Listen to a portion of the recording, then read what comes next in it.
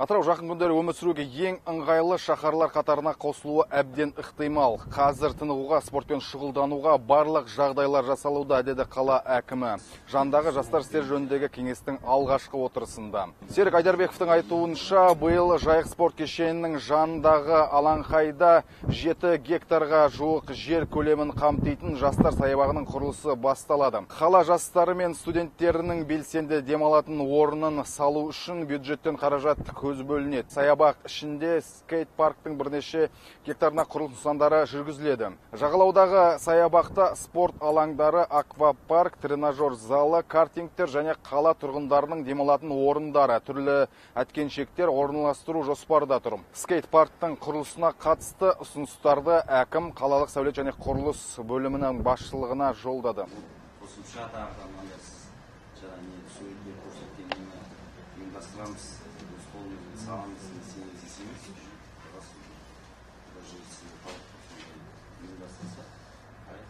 Кеңестің күн тәртібінде негізгі үш мәселе қаралды: спорттық инфрақұрылымды дамыту және жастарды спортқа тарту.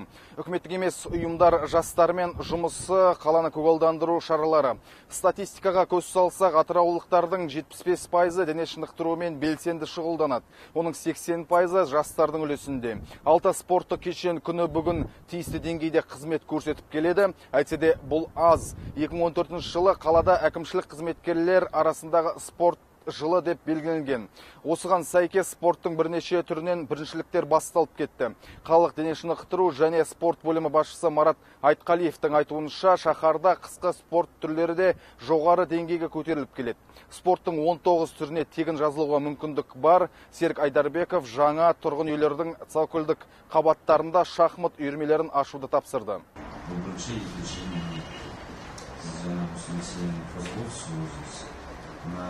Астанада болсын, басқа қалаларда, мысалы, біздің подвалдарда, мысалы, подвал болады. Басқа қалаларда, мысалы, подвалда жөндеу, тұрш, жаңағы олар клуб дейді, басқа ресторанда ашады.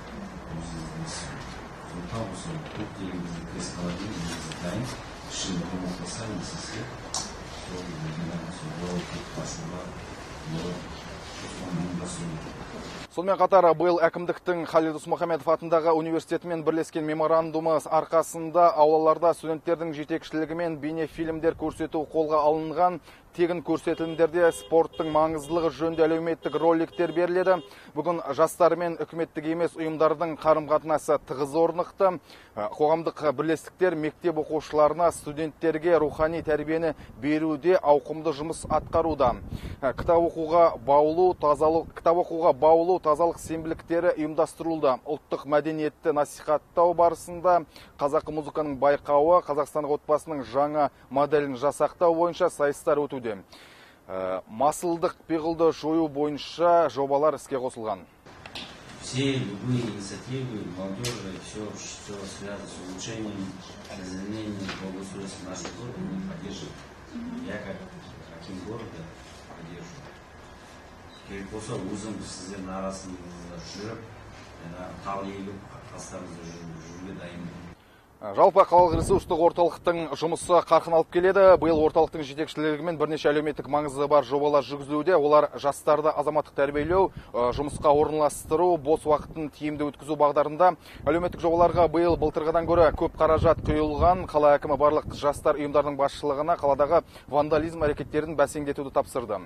Өйткені бұрын соңды болмаған антивандализм тренажерларына қарағы қадағалау қажет. Қаланың қоғамдық орындарына таман орналастырылған көше тренажерлары бүгін бүлінуде.